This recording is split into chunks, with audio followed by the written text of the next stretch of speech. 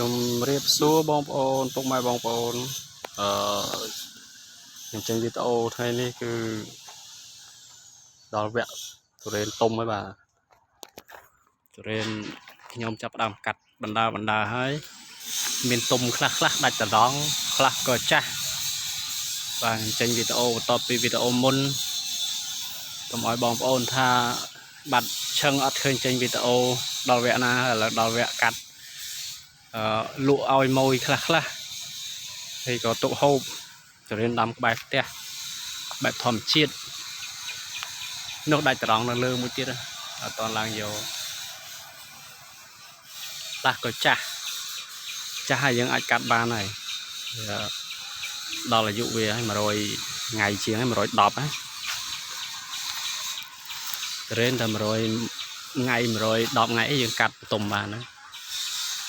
ខ្លះក៏វាដាច់ត្រង់ដោយសារវាដល់អាយុវា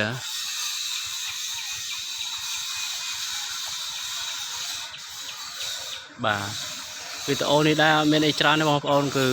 ទុរេនទុំចេះអត់មានអីច្រើនទេគឺដាក់ទឹកទៅទឹកវាមួយថ្ងៃម្លង2ថ្ងៃអីទៅចាំតែកាត់លក់ទៅគឺអត់មានធ្វើអីទៀតទេយើងបាញ់ថ្នាំបាញ់អីទៅវាប៉ះពាល់ដល់អ្នកហូបអញ្ចឹងយើងដាក់ទឹកនឹងចាំមើលតែទុរេនក្អូបឬក៏ទុរេនដែលយើងគោះទៅលន់ខ្លុកយើងកាត់បន្ទុំទៅកាត់លក់ឲ្យម៉ួយទៅអាចហូបបានហើយវគ្គនេះគឺវគ្គកាត់ផ្លែអត់មានធ្វើអីទៀតទេត្រៀមធ្វើស្លឹកផលិតស្លឹកយកផ្លែឆ្នាំក្រោយទៀតឃើញថាឆ្នាំនេះជោគជ័យបានផ្លែច្រើនធ្វើត្រូវអញ្ចឹងខ្ញុំក៏ដកពិសោធន៍ដែរខ្ញុំវាមិនអ្នកចេះទេព្រោះខ្ញុំដាំក្បែរផ្ទះបែបធម្មជាតិគ្រាន់ហូប4-10ដើមប៉ុន្តែវាបានផលច្រើនដែរអញ្ចឹងយើងលក់ឲ្យបងប្អូនជិតខាងគាត់បានហូបដែរទុរេនក្បែរផ្ទះបែបធម្មជាតិពិតវារៀងមិនសូវស្អាតផ្លែព្រោះយើងអត់សូវប្រើថ្នាំដែលបរិចឬក៏យើងបាញ់ឲ្យធ្វើសាច់ធ្វើអីវាចឹងយើងបាញ់តែបែបធម្មជាតិអាហារបំពន់គឺជីទឹកជីអីហ្នឹងអាហារបំពន់ផ្លែអញ្ចឹងវាអត់ធ្វើអីច្រើនទេគឺវគ្គនេះហើយគឺយើងចាំតែកាត់វាទេទុកឲ្យវាទុំទៅពេលដែលវា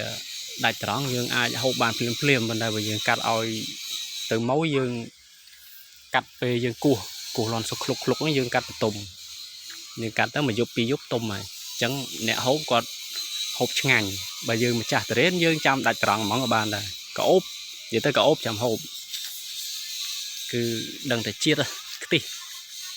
ម៉ាន់ថងខ្ទិះទឹកដោះគោស្ងួត